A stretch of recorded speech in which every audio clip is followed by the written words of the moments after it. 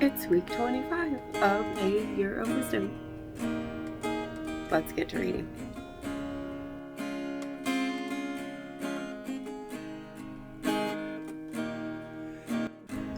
Day 174. Job 32. So these three men ceased answering Job because he was righteous in his own eyes. Then the wrath of Elihu, the son of Barachel, the Buzite of the family of Ram, was aroused against Job. His wrath was aroused because he justified himself rather than God.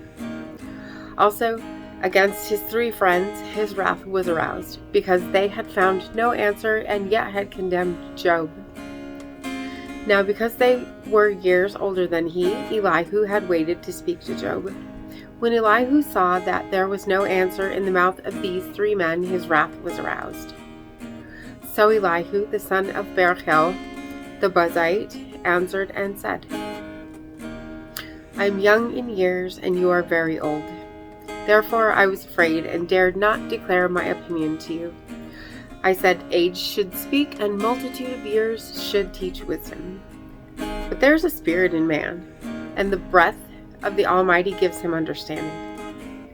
Great men are not always wise, nor do the aged always understand justice. Therefore I say, listen to me.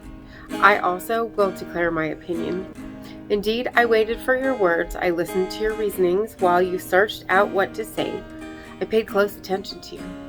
And surely not one of you convinced Job or answered his words. Lest you say, we have found wisdom. God will vanquish him, not man. Now he has not directed his words against me, so I will not answer him with your words. They are dismayed and answer no more. Words escape them. And I've waited because they did not speak, because they stood still and answered no more. I also will answer my part. I too will declare my opinion, for I'm full of words. The spirit within me compels me. Indeed, my belly is like wine that has no vent. It is ready to burst like new wineskin. I will speak that I may find relief. I must open my lips and answer. Let me not, I pray, show partiality to anyone, nor let me flatter any man. For I do not know how to flatter, else my Maker would soon take me away. Proverbs 23. When you sit down to eat with a ruler, consider carefully what is before you, and put a knife to your throat if you're a man given to appetite. Do not desire his delicacies, for they are deceptive food. Do not overwork to be rich because of your own understanding. Cease.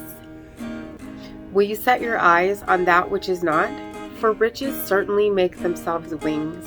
They fly away like an eagle toward heaven. Do not eat the bread of a miser, nor declare his delicacies. For as he thinks in his heart, so is he. Eat and drink, he says to you, but his heart is not with you. The morsel you have eaten, you will vomit up, and waste your pleasant words. Do not speak in the hearing of a fool, for he will despise the wisdom of your words. Do not remove the ancient landmark, nor enter the fields of the fatherless, for their Redeemer is mighty. He will plead their cause against you. Apply your heart to instruction and your ears to words of knowledge. Do not withhold correction from a child, for if you beat him with a rod, he will not die. You shall beat him with a rod, and deliver his soul from hell. My son, if your heart is wise, my heart will rejoice. Indeed, I myself. Yes, my inmost being will rejoice when your lips speak right things. Do not let your heart envy sinners, but be zealous for the fear of the Lord all the day. For surely there is a hereafter, and your hope will not be cut off. Hear, my son, and be wise, and guide your heart in the way. Do not mix with wine-bibbers, or with gluttonous eaters of meat. For the drunkard and the glutton will come to poverty, and drowsiness will clothe a man with rags. Listen to your father who begot you, and do not despise your mother when she's old. Buy the truth and do not sell it. Also wisdom and instruction and understanding. The father of the righteous will rejoice greatly, and he who begets a wise child will delight in him. Let your father and your mother be glad, and let her who bore you rejoice. My son, give me your heart, and let your eyes observe my ways. For a harlot is a deep pit, and a seductress is a narrow well. She also lies in wait as for a victim, and increases the unfaithful among men. Who has woe? Who has sorrow? Who has contentions? Who has complaints? Who has wounds without cause? Who has redness of eyes? Those who linger long at the wine. Those who go in search of mixed wine. Do not look on the wine when it is red, when it sparkles in the cup, when it swirls around smoothly. At the last it bites like a serpent, and stings like a viper. Your eyes will see strange things, and your heart will utter perverse things. Yes, you will be like one who lies down in the midst of the sea, or like one who lies at the top of the mast, saying, "They have struck me, but I was not hurt. They have beaten me, but I did not feel it. When shall I awake, that I may seek another drink?" And as always, thank you so much for being here today. Make sure to hit the subscribe button right there, if you haven't already, and click the bell to get notifications. Hit that like button for me as well. And I will see you tomorrow. Maranatha. When my head's completely full and my heart is worry-worn, I know without a doubt you'll carry me out of the storm.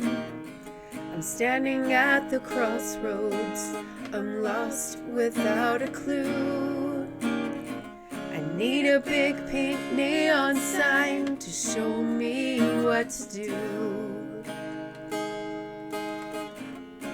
I thank you, Lord, it glorifies you when you're the only answer. I praise you, Lord, for holding what's too much for me. And I'm amazed by you, Lord, because nothing's too big and nothing's too small to lay at your feet.